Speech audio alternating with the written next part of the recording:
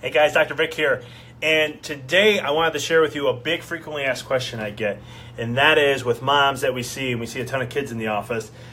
Moms will ask, baby had a fever, I was really concerned, and I'll ask, well, what was the fever? Oh, about 101. I'm like, oh, that's fine. Oh, that's 102. I'm like, that's okay. And the thing is, the question asked is, why does a fever exist? You see, in the medical industry, when they're going to disinfect the instruments, surgical instruments that they use, they do it in a process called autoclaving. And what that is, it's using heat to disinfect things. Okay? When we look at meat industry, when they disinfect the cutting boards, they use extremely hot steam. Okay, so we're using heat. What do you think the body does?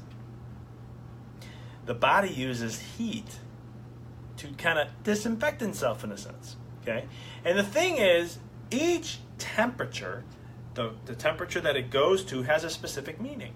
For example, if the body of the temperature goes to raise to 101 degrees, the cells will release something called interferon. And what interferon is a chemical that's actually antiviral. Okay, and actually at 101 degrees with interferon, viruses have like a protein cap, and what it does is kind of removes it and allows for the immune system to get in and do what it does best.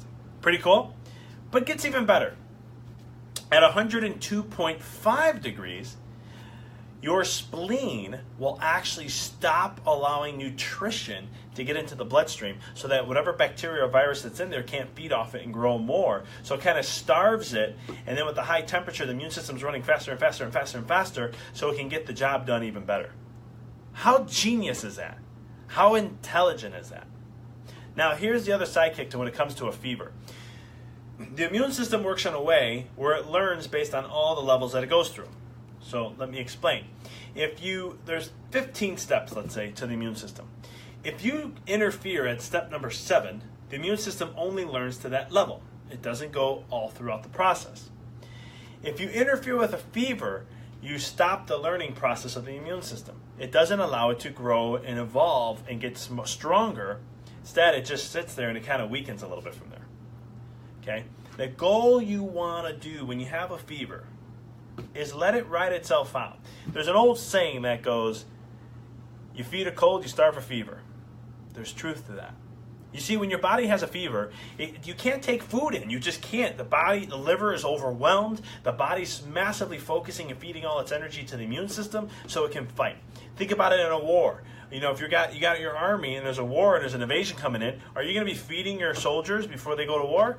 Heck no. They're going to be slow and sluggish and full. Instead, you're going to let them fast, not feed them, and let the body do what it does best.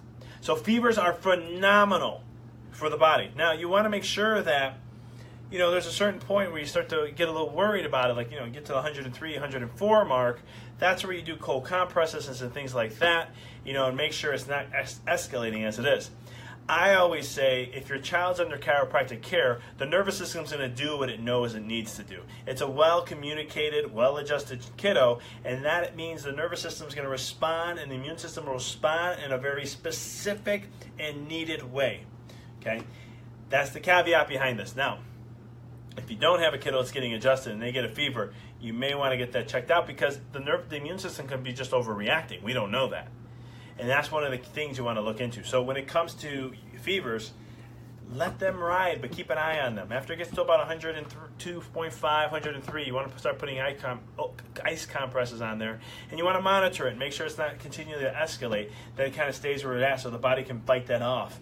And the more you allow the body to do it naturally, the more you're empowering that immune system to take it to the next level so when the invader does come, it can respond the way it needs to. So fevers are great. Let them do what they're doing. That's what they're designed to do. I want to thank you guys for watching. This is Dr. Vic with The Wellness Path. And hey, guess what? If your child's not under chiropractic care, you're looking or you're interested or have questions about it, shoot us a message. I'll put a link here at the comment below. You can check out our website. Go right there, send in a message, anything you may have. I will respond personally to help with any needs you may have with your children, even maybe for yourself. With that being said, because we do have the flu season coming, cold season, holidays are here. How can we help you thrive through them instead of trying to survive? Okay? This is Dr. Vic. And again, if you like the video, please click like. If you have a cool story or comment, please comment below. And if you know someone or yourself that may be interested in or need to hear this kind of message, please go ahead and hit the click the share button. I want to thank you guys. Until next time, be well, live well. The choice is yours.